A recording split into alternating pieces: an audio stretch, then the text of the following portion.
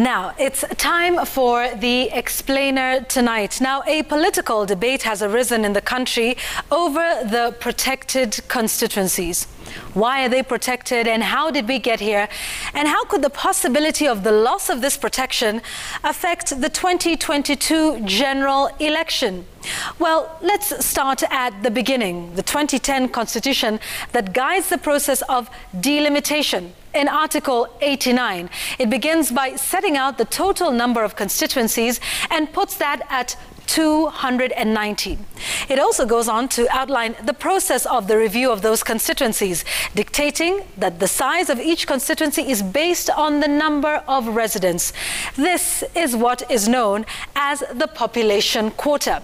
Now, it is arrived at by dividing the total population of the country by the number of constituencies as stipulated in the Constitution, which is 290.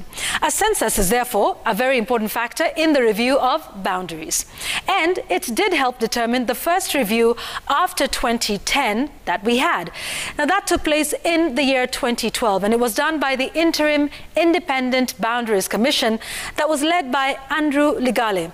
It took into account the census numbers of 2009, and our population then was 38,610,097. Now, when this figure was divided by 290 constituencies, the quota was found to be 133,138.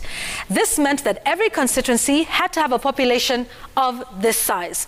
But there is some flexibility and some leeway that is allowed.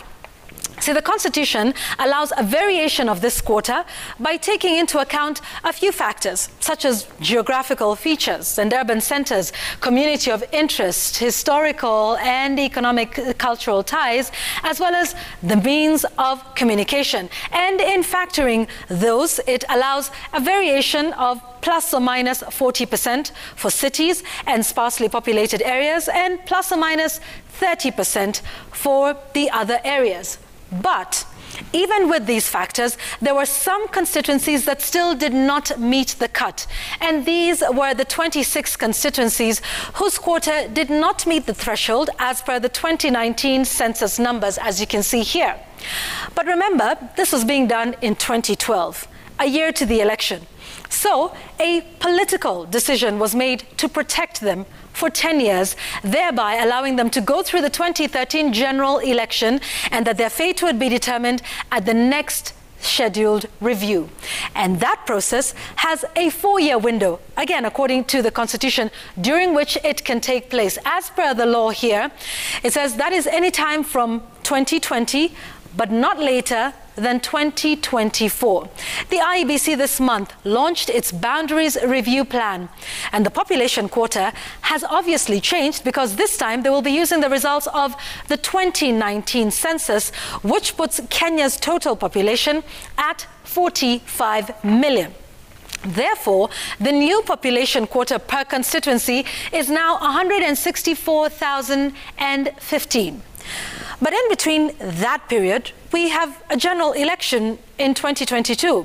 And we're starting to hear some lamentations from an MP from one of those affected constituencies. Will those constituencies not exist in 2022?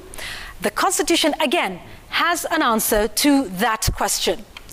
Now, even if the IEBC were to begin the review process now, and in the event that they were to find that those constituencies have not grown their populations to meet the new quota and would therefore lose that protection and their status as constituencies, the new electoral units would only apply in 2027. Now, the chair of the IEBC has said as much, giving this written assurance.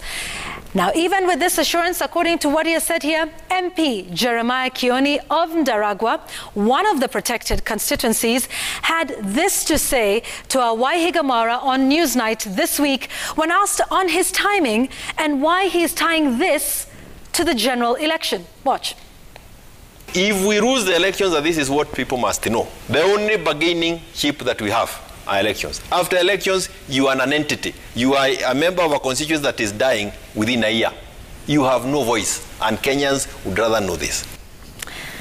So, a political discussion, a political decision. We shall have to wait the outcome of their deliberations and what they decide to actually do next. But one thing to note is this: the review of boundaries will not change the total number of constituencies. That is clearly stated in the Constitution, which puts that number at 290.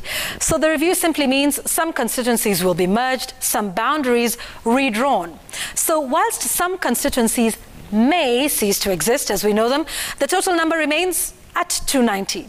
Unless, of course, the Constitution is amended, and that is a whole entire process that is still subject to the judgment from the Court of Appeal. That's our explainer tonight.